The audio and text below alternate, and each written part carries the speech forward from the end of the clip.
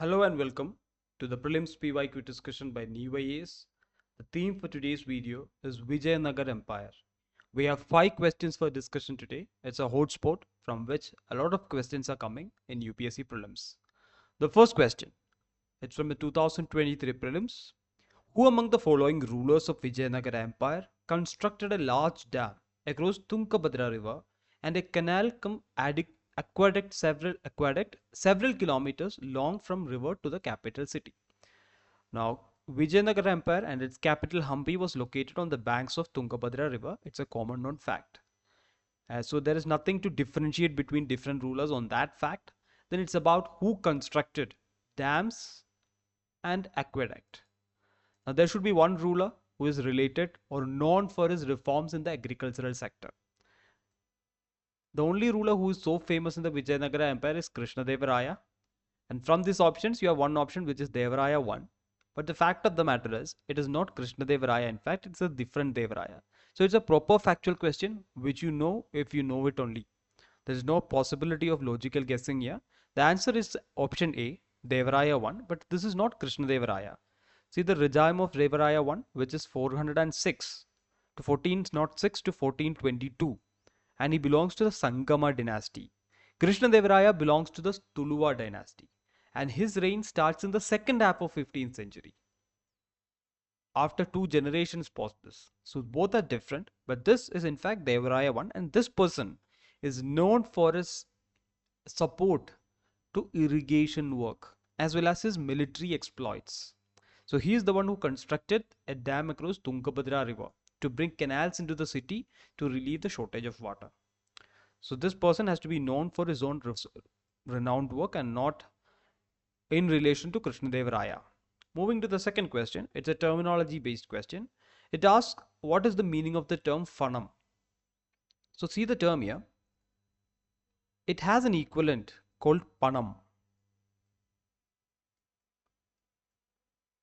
P-A-N-A-M. So Panam is one word that is still prevalent. It means money. It's part of the Dravidian language. It's very common. So this term is replaced with Phanam in that period, and you can easily reach the conclusion if you know the modern word. It is coin. Now you need to go a little factual into this. Now the chief coin of Vijayanagar Empire is something that you should know. It is called Varaha or Pagoda. This term is a must to be known. Now Varaha and Pagoda is the chief denomination. A Parta is half of the Varaha, and Phanam is 1/10 of the Parta. Then you have Tar, which is silver coin. Then Jittal was copper coin. Jittal is one term that is commonly used for copper coin all across India. So Tar, Jittal and Varaha, 3 major coins, and Parta and Phanam being the denominations of Varaha. So you have to study it like this. In case you don't know, you can use this term Phanam. If you don't know that, then this becomes a very factual question. Moving to the next one, travelers in Vijayanagar Empire, a very important area, because Vijayanagar Empire was visited by a lot of travelers, including Abdul Razak, Domingo Paes, and here we have Nunes, Portuguese writer. He talks about women in Vijayanagar Empire. Says that they were experts in which of the following areas? You have options like wrestling, astrology, accounting, and soothsaying. And everything is a combination of options. So at least 2 of it should be right.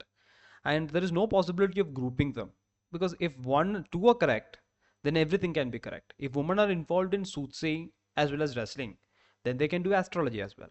Or if they're involved in accounting and astrology, then they can do soothsaying as well. So grouping is difficult in this. As a result, the correct answer is all the 4 options.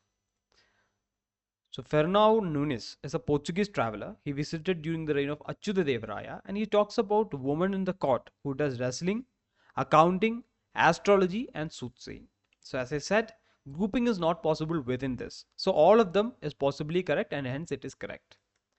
Moving to the next question. Regarding the taxation system of Krishnadevaraya, the ruler of Vijayanagar, consider the following statements. First, the tax rate on land was fixed depending on the quality of land. Second, private owners of workshops paid an industry tax. Now, one thing you have to understand is, be it the medieval or ancient kingdoms, taxation is something that is very core to the empire. To run a monarchy, you need tax. Even modern day states need tax to run the state. And when you go back before democracy, tax will be as exploitative as possible. Because kings lead a luxurious life, they have extravagant spendings, they build big temples, constructions, everything, so they need a lot of tax. And the major source of land tax is land. So there is no case of exempting land from this.